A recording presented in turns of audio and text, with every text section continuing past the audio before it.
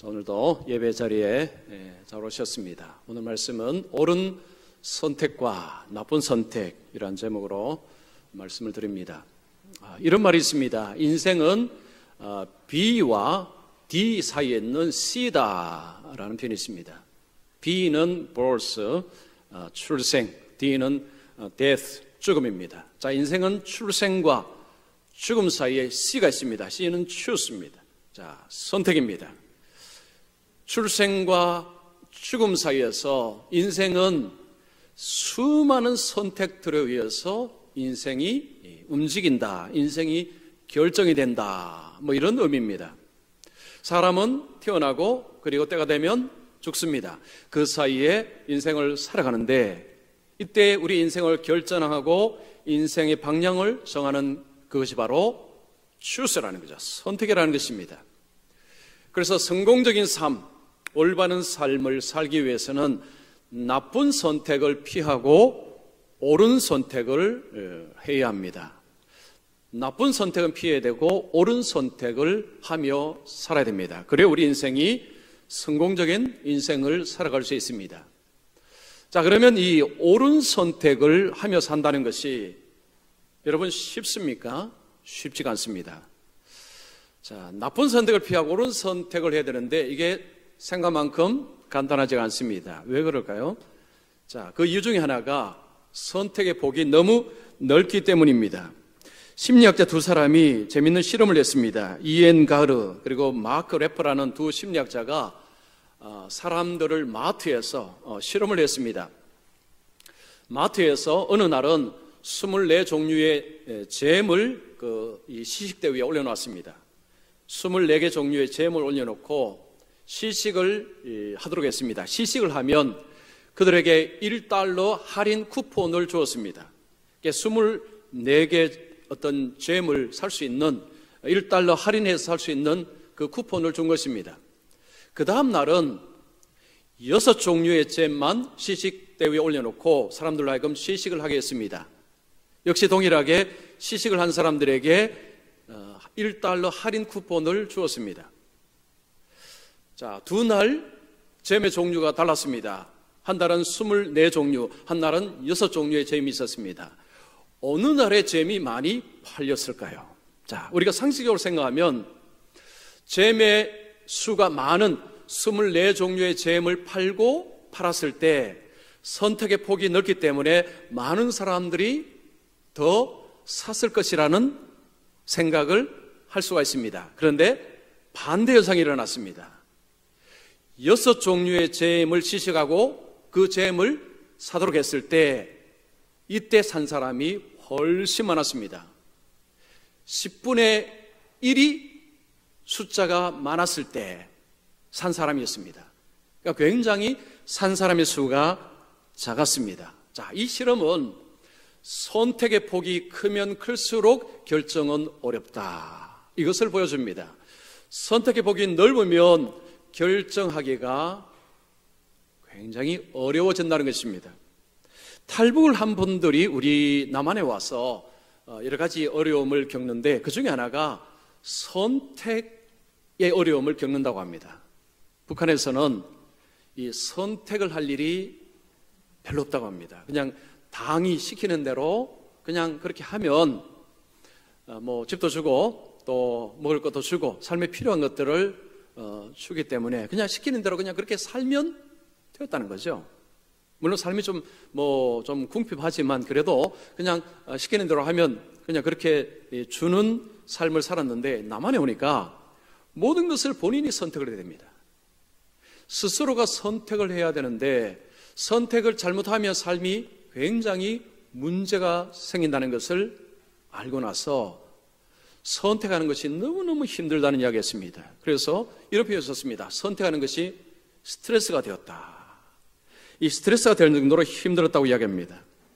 자, 우리는 지금 자유로운 삶을 살고 있습니다. 이 자유로운 삶 속에 우리는 수도 없이 선택을 하며 살아갑니다. 하루에 여러분 우리가 얼마나 선택을 할까요? 여러분 헤아려 보지 않아서 아마 잘 모를 것입니다. 어떤 심리학자가 한번 계산을 해보니까요 150가지 정도를 하루에 선택을 한답니다. 그러니까 우리는 무의식적으로 그냥 선택하는 것이 사실은 많아서 내가 선택을 하는지도 모르고 살고 있습니다. 근데 사실 우리가 매일매일 엄청난 선택을 하며 살아간다는 것입니다. 자, 이 수많은 선택 가운데서 거의 사실은 사소한 선택입니다. 아침에 일어나서 오늘 내가 빵을 먹을 것이냐, 뭐 시리얼을 먹을 것이냐, 뭐 밥을 먹을 것이냐, 뭐 이런 선택들. 오늘 내가 정장을 입고 갈 것이냐, 아니면 캐주얼을 입고 갈 것이냐, 이런 선택들. 여러분, 이런 선택들이 주로 우리가 하는 다수의 선택들입니다. 이런 선택은 우리의 삶에 별로 그리 중요하지는 않습니다. 뭐 정장을 입든 뭐 캐주얼을 입든 별로 큰 차이가 나지 않습니다. 이런 선택을 주로 하며 살기 때문에 사실은 우리가 사소한 선택은 어떻게 하든지 별로 문제가 되지 않습니다. 그런데 진짜 문제가 되는 선택들이 있습니다. 누구와 결혼할 것이냐, 어느 교회를 다닐 것이냐, 이제는 어느 나라에 살 것이냐, 이런 선택을 하는 시대가 되었습니다. 이런 선택은 잘 해야 됩니다. 이런 선택을 나쁘게 했다가는 나중에 후에 또 후회를 하는 일이 벌어집니다. 자, 여러분, 우리가 지나온 삶을 돌아보면 후회되는 일들이 있습니다. 그러니까 우리가 이런 후회를 하죠. 그때 내가 왜 그런 선택을 했을까? 그때 내가 왜 그런 선택을 했을까라는 이런 후회를 종종 합니다. 여러분, 그런 후회 아마 다 하셨을 것이고, 또한 요즘도 하실 분이 계실지 모르겠습니다. 그때 내가 다르게 선택했다면 지금 내 삶이 달라졌을 텐데, 내가 좀 다른 선택을 했으면 지금 내 삶이 이렇지는 않았을 텐데 라는 이런 후회를 사실은 우리가 하며 살아갑니다. 과거에 잘못된 선택으로 인한 후회, 아무리 한들 뭔 소용이 있겠습니까? 이미 과거는 지나갔습니다. 지금부터 선택을 잘해야 되겠죠. 자, 그런데 문제가 하나 있습니다. 사람은요, 습관의 존재입니다. 습관으로 주로 살아갑니다. 그러다 보니까 과거의 선택의 스타일하고 오늘 선택의 스타일이 거의 비슷할 수가 있습니다. 이 말은 과거에 나쁜 선택을 한 것을 오늘 동일하게 나쁘게 선택할 가능성이 굉장히 많다는 것입니다. 과거를 후회하면서 오늘 역시 현재를 똑같은 패턴으로 살아간다는 이야기입니다. 자, 우리가 과거에 그런 이 나쁜 선택을 하지 않기 위해서는 내가 왜 그때 그런 선택을 했을까라는 원인 분석이 필요합니다. 왜 내가 나쁜 선택을 했는가? 이유를 알아야 오늘 어떤 선택을 할 때 동일한 실수를 되풀이하지 않습니다. 그것을 하지 않으면요, 그대로 다시 되풀이할 가능성이 많습니다. 오늘 저는 여러분들에게 오늘 본문을 통해서 왜 나쁜 선택을 우리가 하는지, 그리고 옳은 선택을 하려면 어떻게 해야 되는지 이걸 말씀드리고자 합니다. 자, 오늘 본문은 이 두 사람의 이야기입니다. 한 사람은 아브라함입니다. 유명한 아브라함. 그리고 또 한 사람은 그의 조카 롯입니다. 두 사람이 동일한 조건에서 선택을 하면서 인생이 확 바뀝니다. 롯은 나쁜 선택을 했습니다. 아브라함은 옳은 선택을 했습니다. 그 둘의 뒤가 완전히 달라집니다. 롯은 왜 나쁜 선택을 했을까요? 자, 그러면 아브라함은 어떻게 해서 옳은 선택을 하게 되었을까요? 오늘 두 사람을 통해서 오늘 이 중요한 것을 말씀을 드리겠습니다. 그래서 여러분, 오늘 말씀드리면서 자신의 과거의 삶을 한번 돌아보시고, 그리고 이제 앞으로 내가 어떻게 살아야 될 것인가 한번 깊이 고민하는 시간 되었으면 좋겠습니다. 자, 먼저 오늘 이게 본문의 말씀을 잠시 좀 짧게 전체를 말씀을 한번 드리겠습니다. 하나님께서 아브라함을 고향에서 불러내셨습니다. 아브라함이 하나님의 부르심을 받고 믿음으로 말씀을 따라서 순종을 해서 갔습니다. 가니까 그 땅이 가나안 땅이었습니다. 하나님께서 아브라함에게 부르시고 인도하신 땅이 가나안 땅이었습니다. 가나안 땅에 갈 때 아브라함 혼자만 간 것이 아니라 식솔들이 같이 갔습니다. 그리고 조카 롯도 같이 그곳으로 갔습니다. 자, 가나안 땅에서 이제 정착해서 사는데 문제가 하나 생겼습니다. 아브라함의 이 가축의 수도 많아지고 롯의 가축의 수도 많아졌습니다. 근데 그들이 살아가는 그 환경 속에는 이미 거기에는 원주민들이 살고 있습니다. 이 가축의 수는 불어나는데 목초지는 제한되어 있습니다. 그러면 갈등이 불가피하게 일어날 수밖에 없습니다. 아브라함의 목자 그리고 롯의 목자 이 양편이 다툼이 일어났습니다. 문제가 생긴 것입니다. 서로 목초지를 구하기 위해서 싸움이 일어난 것입니다. 아브라함이 이것을 보고 이래서는 안 되겠다, 이거 해결해야 되겠다 하고 해결을 시작합니다. 자, 아브라함이 어떻게 해결합니까? 9절 보시면 내 앞에 온 땅이 있지 아니하냐, 나를 떠나가라. 내가 좌하면 나는 우하고 내가 우하면 나는 좌하리라. 롯에게 너가 먼저 선택을 해라. 네가 땅을 선택하고 먼저 가라. 우선권을 조카에게 넘겨줍니다. 통상적으로는 아브라함이 먼저 결정하는 것이 맞습니다. 그러나 아브라함은 배포가 컸습니다. 조카에게 너가 먼저 선택을 해라. 선택권을 넘겨주었습니다. 이 사건이 바로 오늘 본문의 사건입니다. 여기에서 이제 두 사람의 삶은 완전히 갈라집니다. 자, 먼저 이 나쁜 선택을 한번 말씀드리겠습니다. 자, 롯이 나쁜 선택을 했는데 그가 어떻게 선택을 했는가? 첫 번째입니다. 당장의 유익을 얻는 쪽의 선택은 조심하라. 조심하라. 관로는 조심입니다. 자, 지금 당장 유익, 당장 좋은 것은 조심해야 됩니다. 조심하라. 다 나쁘다는 이야기는 아니에요. 그러나 조심해야 됩니다. 자, 아브라함이 롯에게 내가 선택을 하라라고 하니까 롯이 한 땅을 딱 보더니만 여기다. 주저없이 한 땅을 선택을 합니다. 그 땅을 선택할 때 롯에게는 주저함도 전혀 보이지 않습니다. 딱 결정을 하고 그냥 바로 실행에 옮깁니다. 자, 무슨 땅입니까? 소돔 땅입니다. 10절 보시면 이에 롯이 눈을 들어 요단 지역을 바라본 즉 소알까지 온 땅에 물이 넉넉하니 여호와께서 소돔과 고모라를 멸하시기 전이었으므로 여호와의 동산 같고 애굽 땅과 같았더라. 롯이 선택한 땅은 물이 넉넉한 곳이었습니다. 요단 지역이었습니다. 요단 강이 있기 때문에 물이 풍부했습니다. 물이 풍부하다는 것은 목초지가 굉장히 넓다는 것을 말합니다. 풍부하다는 거죠. 롯은 그 물이 풍부한 그 목초지를 보자마자 여기다 하고 결정을 한 것입니다. 자, 이 롯이 그 땅을 볼 때 어떤 땅 같았다고 했습니까? 여호와의 동산 같고 애굽 땅과 같았더라. 그 땅이 여호와의 동산이라는 것은 에덴 동산을 말합니다. 그 비옥한 에덴 동산 같다. 애굽 땅이라는 것은 나일강으로 인한 비옥한 땅, 애굽 땅을 말하는 것입니다. 롯의 눈에는 이야, 여기가 에덴 동산이다. 뭐 이런 의미죠. 에덴 동산의 이미지를 가지게 되었습니다.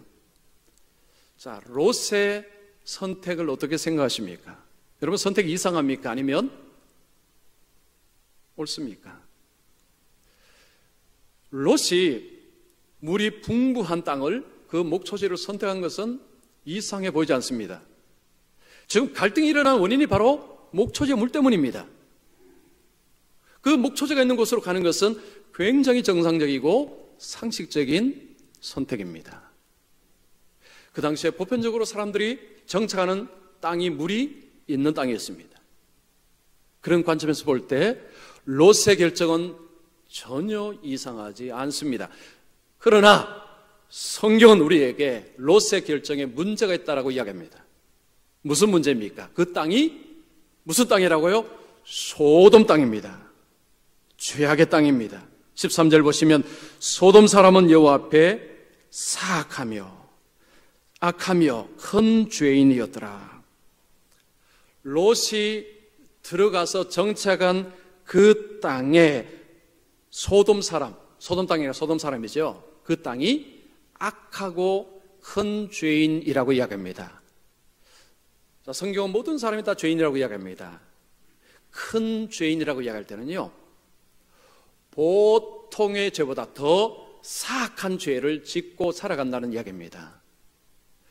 윤리적으로, 종교적으로 이 소돔의 사람들은요, 다른 도시의 사람보다도 훨씬 더 악했다는 것입니다. 타락했다는 이야기입니다. 부패했다는 이야기죠. 자, 13절의 성경은 이것을 이야기하면서 롯의 선택이 나쁜 선택이다, 이것을 이야기합니다. 자, 그러면 롯은 왜 이런 선택을 했을까요? 그 땅에 이미 그렇게 문제가 있는데 그런데도 왜 그런 선택을 했을까요? 이 뱅케라는 대학교 교수님이 학생들을 이렇게 두 그룹으로 나눠서 실험을 했습니다. 자, A그룹, B그룹을 나누었습니다. A그룹의 학생들에게, 대학생들에게 이제 BMW 자동차 회사의 광고를 이제 보여주었습니다. 그 광고, 이런 광고였습니다. BMW와 벤츠 중에서 어느 차를 타시겠습니까? BMW, 벤츠 중에 어느 차를 타시겠습니까? BMW를 타기 위해서는 BMW의 좋은 것을 10가지 정도를 한번 써보십시오.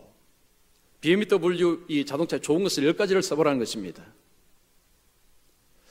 자, B그룹의 학생들은 질문이 좀 약간 달랐습니다. 벤츠와 BMW, 벤츠 중에 어느 차를 타시겠습니까? 자, BMW 차를 당신이 타기 위해서 그러면 한 가지 이유를 적어 보십시오. 자, BMW 타야 될 이유 한 가지를 적어보라는 것입니다. 앞에는 10가지를 적으라고 했습니다. B그룹은 한 가지를 적으라고 했습니다. 여러분, 두 그룹 중에서 어느 그룹의 학생들이 BMW를 더 선호하고 BMW를 타려고 할까요? 자, 10가지 이유를 적는 학생들일까요? 아니면 한 가지 이유를 적는 학생들일까요? 한 가지 이유를 적는 학생들입니다. 자, 여러분 10가지 이유를 적으라 하면 그때부터 머리가 아픕니다. 골치 아픕니다. 아니, 뭘 10가지를 적으라고 하나? 일단 머리가 골치 아파집니다. 근데 한 가지를 적으라고 하면요, 가장 선명한 이미지를 생각을 한답니다. 아, BMW 가장 좋은 것이 뭐지? 하고 가장 선명한 딱 하나만 생각을 한답니다. 그러면 그 한 가지 이미지에 마음이 딱 사로잡혀 버린다는 거죠. 내가 BMW 타야 되겠다, 이런 생각을 갖게 한답니다. 자, 우리가 무엇을 선택할 때 10가지를 적어보십시오 하면 그때부터 머리 아파진다는 거죠. 한 가지만 생각해 보십시오 하면 선택을 하기가 쉬워진다는 것입니다. 자, 롯을 한번 생각해 보겠습니다. 롯이 그 땅을 보았을 때 여호와의 동산 같고 애굽 땅과 같았더라. 롯의 마음속에는 딱 이미지가 딱 들어왔습니다. 와, 여기가 에덴 동산이다. 롯이 뭘 해야 했습니까? 저 소돔 땅에는 어떤 사람이 살고 있는지, 저 땅의 문화는 어떤 것인지, 저 땅의 삶의 방식은 어떤 것인지를 리스트를 한 10개 정도를 놓고 조사를 했어야 했습니다. 그러나 롯은 그걸 하지 않았습니다. 이게 골치 아픕니다. 귀찮습니다. 딱 하나만 생각했죠. 목초짐을 야, 여기는 여호와의 동산 같다. 딱 결정하는데 심플했습니다. 여러분, 롯의 결정이 합리적인 결정입니까? 주관적인, 직관적인, 감정적인 결정입니까? 자, 합리적인 결정이라고 보기 어렵습니다. 합리적인 결정을 하려면 리스트를 한 10가지를 적어놓고 내가 요거 알아보고 결정해야 되겠다 해야 되죠. 그렇게 하지 않았습니다. 그냥 딱 보고 결정을 했죠. 이게 직관적인 결정입니다. 주관적인 결정입니다. 감성적인 결정입니다. 그래서 쉽게 결정을 한 것입니다. 여러분, 우리가요, 뭔가를 결정할 때 합리적으로 선택을 할까요? 직관적으로 선택을 잘할까요? 여러분요, 의외로 우리가요, 합리적인 선택을 잘 안 합니다. 직관적인, 주관적인, 감정적인 결정을 많이 합니다. 어떤 물건을 구매할 때 합리적으로 따져보고 결정하는 분도 있지만 거의 많은 사람들이 직관적으로 결정한답니다. 예를 들면 책을 사러 갈 때요, 책 표지가 예뻐, 참 제목이 좋아 하면 잘 팔린다는 거죠. 내용을 깊이 있게 돌아보지 않고 그냥 딱 보니까 그냥 직관적으로 결정을 해버리는 것입니다. 오늘날 현대인들이 자, 직관적으로 결정할 때, 그러면 그 직관적으로 결정하는 기준이 뭐냐? 행복입니다. 행복. 온통 행복입니다. 행복. 지금 이것이 나에게 행복을 주느냐, 주지 않느냐, 이것이 직관적으로 결정하는 핵심입니다.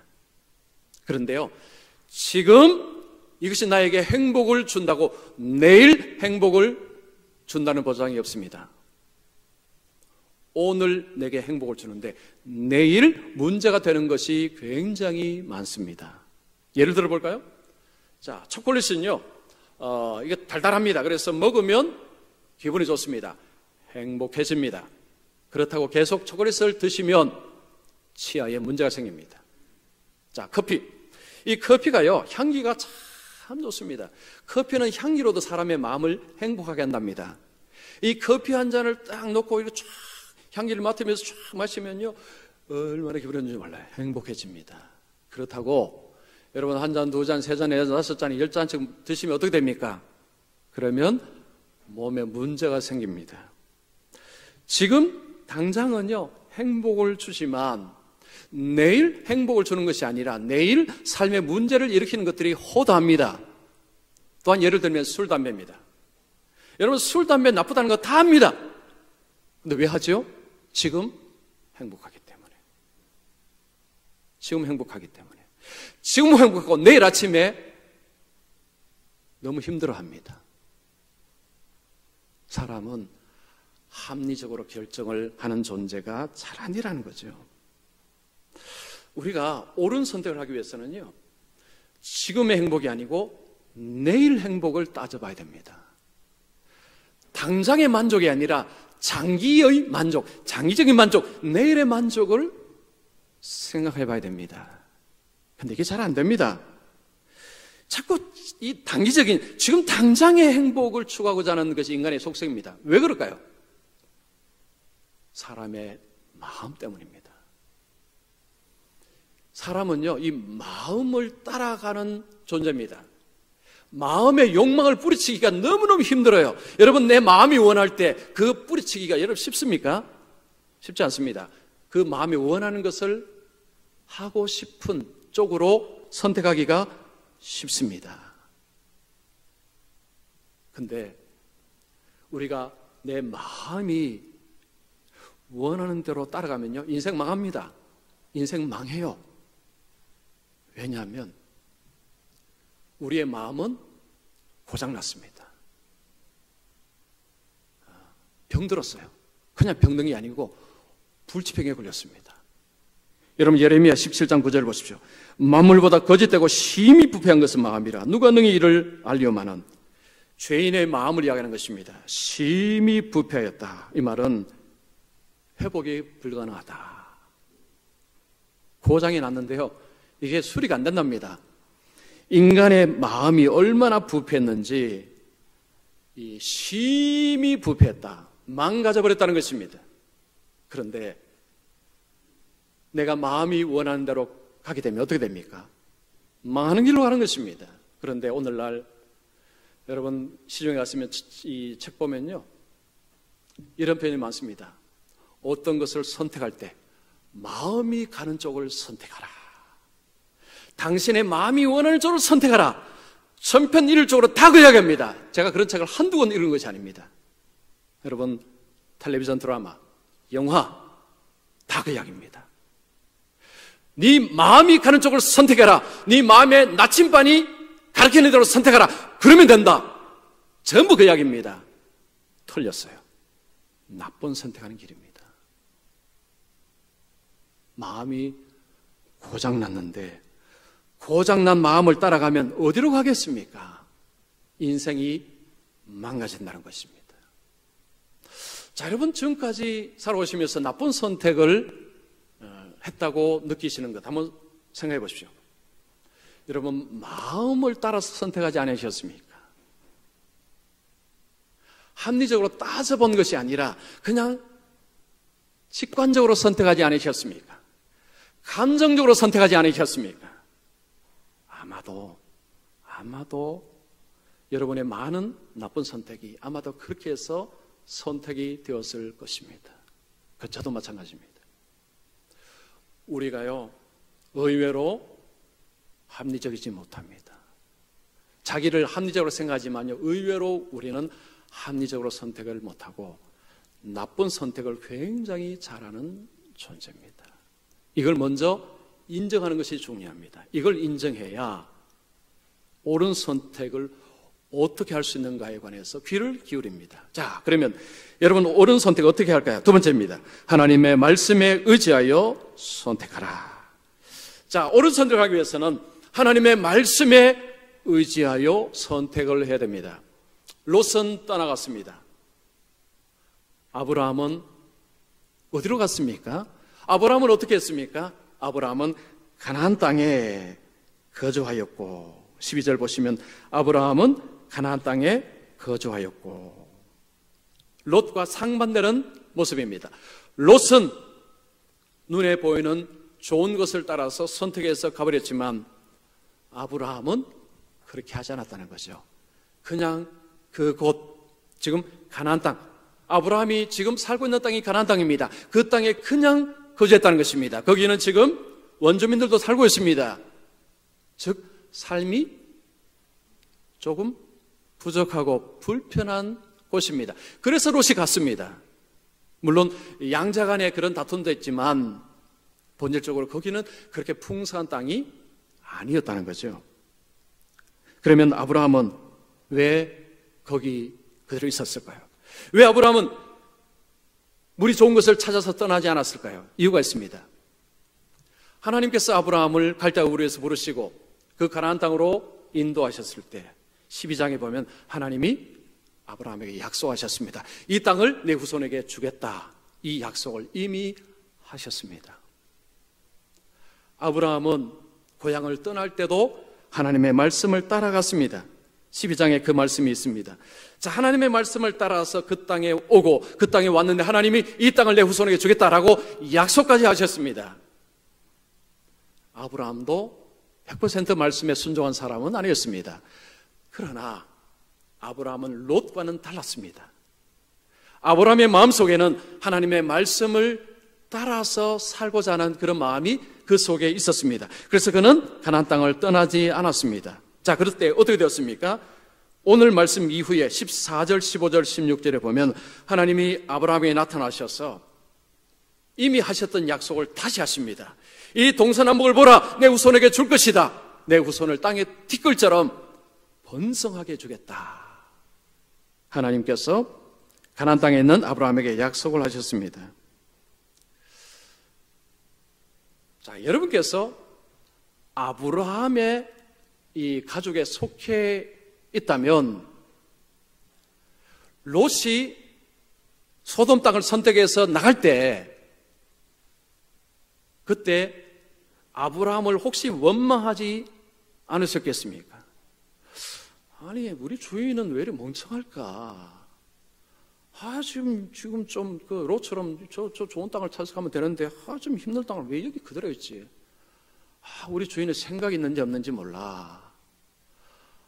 롯은 좋겠다. 롯의 이 하수인 하인들하고 사람들이 있으면, 아이고, 당신들은 좋겠다. 우리 주인은 왜 이렇게 선택하는지 모르겠다. 이런 생각 안 하셨겠습니까? 그런 원망하기 딱 좋습니다. 자, 이 질문 던질게요. 여러분, 아브라함의 선택이 손해입니까? 이득입니까? 자, 손해보는 선택이었습니까? 이득을 보는 선택이었습니까? 대답을 하세요, 대답을. 이득 보는 선택이었습니다. 그런데 당장은 손해보는 선택이었습니다. 그러나 길게는 이득 보는 선택이었습니다. 하나님께서 아브라함에게 약속하신 것이 이 땅을 내 후손에게 주겠다. 내 후손을 땅의 티끌처럼 번성해 주겠다. 약속하시기 때문입니다.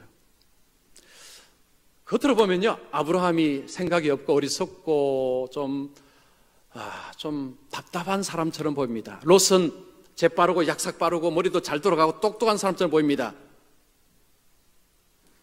다르게 표현하면요, 아브라함은 계산도 할 줄 모르는 사람이고 롯은 계산이 굉장히 빠른 사람처럼 보입니다.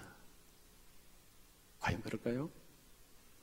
여러분, 아브라함은 아무 계산도 없이 그냥 멍청하게 사는 사람일까요? 그렇지 않습니다. 좀 다르게 표현하자면요, 아브라함은 하늘나라의 계산 방식으로 살았고 롯은 세상의 계산 방식으로 살았습니다. 롯의 계산 방식은 세상의 계산 방식입니다. 그러나 아브라함의 계산 방식은 하늘의 계산 방식입니다. 즉 하나님 나라의 계산 방식입니다. 여러분, 세상의 계산 방식하고 하나님 나라의 계산 방식은 다릅니다. 달라도 너무 다릅니다. 예수님이 이렇게 말씀합니다. 마태복음 20장 26절 27절 보십시오. 너희 중에는 그렇지 않아야 하나니 너희 중에 누구든지 크고자 하는 자는 너희를 섬기는 자가 되고 너희 중에 누구든지 어뜸이 되고자 하는 자는 너희의 종이 되어야 하리라. 자, 예수님의 말씀 세상과 거꾸로죠. 크고자 하는 자, 어뜸이 되고자 하는 자는 섬기는 자가 되고 종이 되라. 근데 세상은 높은 자리, 더 높은 자리, 더 위, 더 위, 더 위, 끊임없이 위를 이야기합니다. 그래야 성공한 것이죠. 세상의 계산 방식은 계속 위로 가야 됩니다. 계속 위로 가야 됩니다. 근데 주님 뭐라 하면 내려가라, 내려가라, 내려가라, 내려가라. 근데 뒤가 어떻습니까? 위는 내려오고 아래는 올라가고 하나님 나라 계산 방식입니다. 여러분, 예수 믿는 사람은 세상의 계산 방식으로 사는 것이 아니라 하나님 나라 계산 방식으로 머리를 생각하고 계산하고 살아야 되는데 현실은 어떻습니까? 우리 역시 세상의 계산 방식에 너무 익숙하고 그쪽을 추구하며 사는 우리의 모습이 너무 많습니다. 그래서 어떤 사람들이 저 높이 올라가면 아이고 부러워라 좋겠다, 아이고 부러워라 좋겠다. 자신이 아니면 가족이 그렇지 못하면 아이고 우리는 왜 이러나, 우리는 실패했는가 보다. 여러분, 이런 생각이 세상의 계산 방식으로 생각하며 사는 것입니다. 우리가 예수 믿으면서 삶의 가치관은 세상의 계산으로 하면서 사는 가치관이 너무너무 우리 속에 많습니다. 그러면 나쁜 선택합니다. 계산 방식을 바꿔야 됩니다. 주님의 계산 방식으로 바꿔야 됩니다. 그래야 나쁜 선택하지 않습니다. 성경은 일관되게 하나님의 말씀이 지혜로운 거지 인간이 지혜롭지 않다고 이야기합니다. 그래서 하나님의 말씀을 따르라고 이야기합니다. 잠언 3장 5절 7절을 보십시오. 너는 마음을 다하여 여호와를 신뢰하고 내 명철을 의지하지 말라. 너는 범사의 그를 인정하라. 그리하면 내 길을 지도하시리라. 스스로 지혜롭게 여기지 말지어다. 너의 세상의 계산 방식을 옳다고 하지 말아라는 것입니다. 여호와를 경외하며 악을 떠날지어다. 하나님의 말씀을 쫓아서 살 때 그 길이 이기는 길이라는 거죠. 신명기 10장 13절에 내가 오늘 내 행복을 위하여 내게 명하는 여호와의 명령과 규례를 지킬 것이 아니냐. 자, 이 말씀이 기가 막힌 말씀입니다. 하나님의 말씀을 순종하면 지금 좀 힘듭니다. 괴롭습니다. 좀 불편합니다. 그러나 내일 너에게 행복이 있을 것이다. 그 말씀입니다. 계산 방식을 바꿔야 됩니다. 여러분, 우리도요, 계산하며 살아야 됩니다. 생각 없이 살면 안 됩니다. 예수 믿는 사람 머리 픽픽픽 돌아가야 됩니다. 근데 그 돌아가는 방식이 예수님 방식으로, 하나님 나라 방식으로 픽픽픽 돌아가야 된다는 거죠. 세상 방식으로 돌아가다가는 나쁜 선택합니다.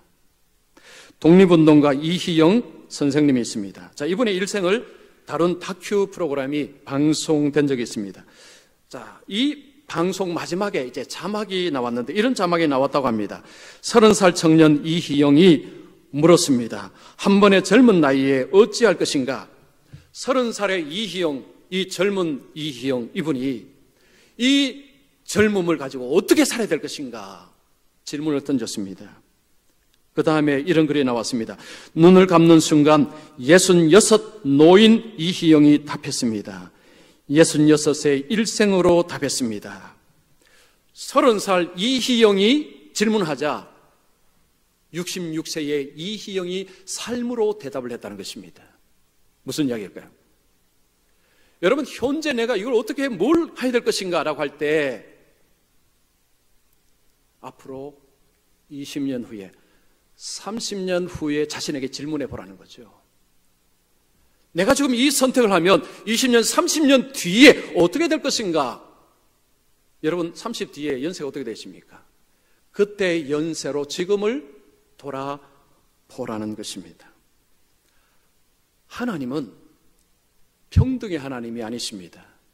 여러분, 평등이라는 것은요, 어떻게 살든 나중에 다 그냥 다 좋게 해준다. 이게 평등의 하나님이 이 어떤 상입니다.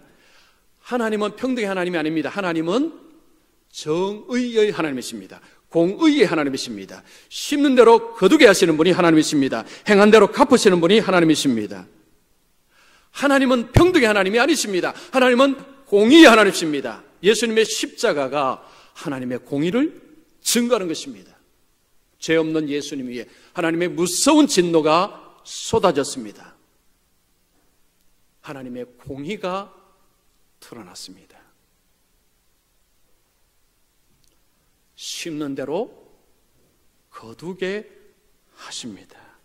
오늘 여러분이 무엇을 심느냐, 20년, 30년 거기에 열매를 거둔다는 거죠.